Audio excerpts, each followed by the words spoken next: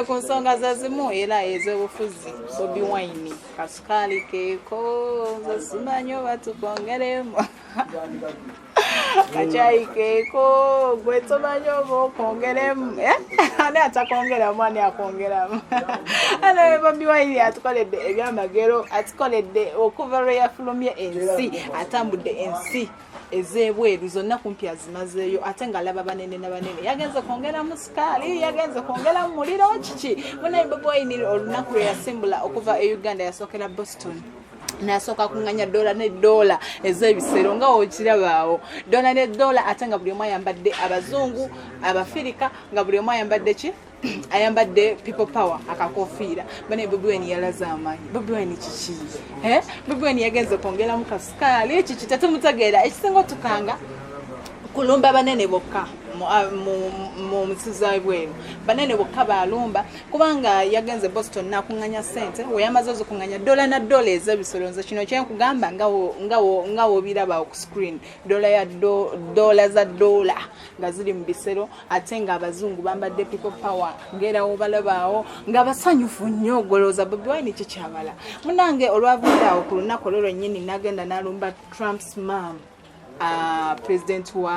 mama wa president wa America yagenze namulumba ne babako byeboogera tetumanyi lwaki ayagala kuyekera ggwanga ayagala kukola kibane Bobi Wine atadde ku bunkenke ffe tetubitegeera kubanga ensi kati we yatuuse tuli ku bunkenke obw'ekika ekyawaggulu ebyobufuzi bisusse okitegeera kati ate Bobi Wine yagenze kukola kyeyo naawe osobola okyebuuzaamu yagenze mu nsi ezo ezabweru buli gwalumba munene buli gwalumba president teri atagenda teri atamukola ki atamusanga ko kitegeera kati we yavudde ku ekyo n'agenda n'alumba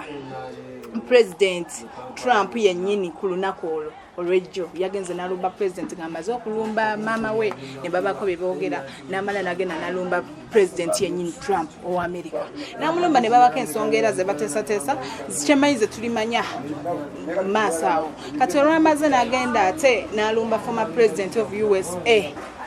Barack Obama namulumba naye ne babako enso owulira banene n'abanene bokka tugenda kuyekera ggwanga tugenda kola kize wendi ntiddemu simanyi kiddako kubanga ensonga ngeeyo kubanga ate president kikulu nnyo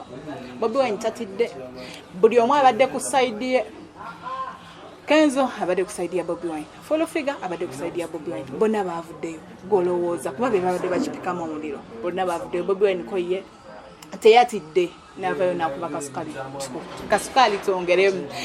tongeremu ako kakubya abantu wala kanga Bobi Wine yandiweddemu amaanyi n'agamba enkoze ntya kyekiddako Full Figure teyalaze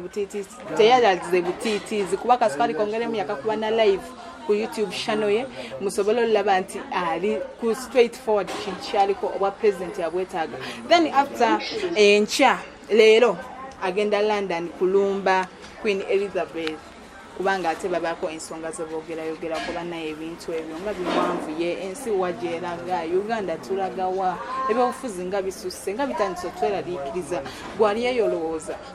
tusale magezi ki tutwale decision ki entuufu what's the right kubanga ffena tuli stark tetubitegeera nze banaye sibitegeera guge mazima Bobi Wine yankanze nnyo President Museveni ono Catherine Kusasira ayogera birala kugamba simanyi Full Figure yayogera bingi ate ye tetumanyi gyagwa kuba yeetisse eggwanga Full Figure asusse yeetisse eggwanga yavayo neyetondera president yavayo n'akola ki ate wadde ku people power ate wadde eno kugamba ye ebintu byaliwo okukyankalana era yetemumbala bukyenkeera ng'ali ku Bobi Wine abala kasente kwanga tasobola kungamba nti emmotoka gye baamuwa yokka yamugye ewa Bobi Wine n'agamba musimanya biki tonene biki eggwanga sena side gye ndiko naye njogera ku bwogezi kisusse singa abaako wakoma ye n'abaako wakoma n'aleka eggwanga n'agamba leka batambuze ebintu byabwe maaso akiveemu kubanga ate ye gwensinga okulumiriza Kanzo simuyinako buzibu lwansonga naye yalabiraawo kubanga yakolera eggwanga ekyamagero yakolera eggwanga ekyamaanyi ye tetumuyinako kintu kyonna bamuyita bwisi yavaayo n'apostinga n'agamba nti nga kubira Bobi Wine omulanga lwaki abantu bamuvuma kubanga yamaze okuva President Museveni lwaki abantu bamuliko lwaki abantu bamuvuma naye nga munange Yesu munenya nnyo kubanga yagamba ye Bobi Wine ajjamuwa akalulu talina buzibu era tasobola kawa President Museveni nga Bobi Wine wali naye tulaba ani akatwala 2021 naye nga kyonna Londa the right choice olonde ekigenda okuyisaawo ku ggwanga banaye tuli baana bato tulina ebyokukola bingi tetugenda kuddawo byobufuzi bitumalemu waba President Museveni alemeddeko tumuwa akalulu waba Bobi Wine kizenga akatutta tukamuwe lwaki tulemerako nnyo lwaki twagala okufa ku myaka gino emito olutalo yatalunyumyangako yimini oba jjajjawo teyalukunyumizaako baako nekyokola oba olina ndagamuntu kiri beta n'olonda ekigenda mu maaso ekigenda okuyisaawo naye my friend okulwana olutalo emyaka nga giijo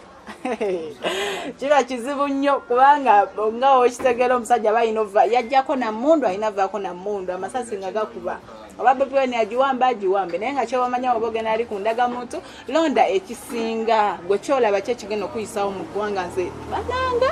simanyi kiddako sijja kwogera nnyo kulangaga nnyo ku byobufuzi naye nga kyekyo nze kyensuubira nga nze Kama Oz director Van Kwa Channel sigadde nze Kama Oz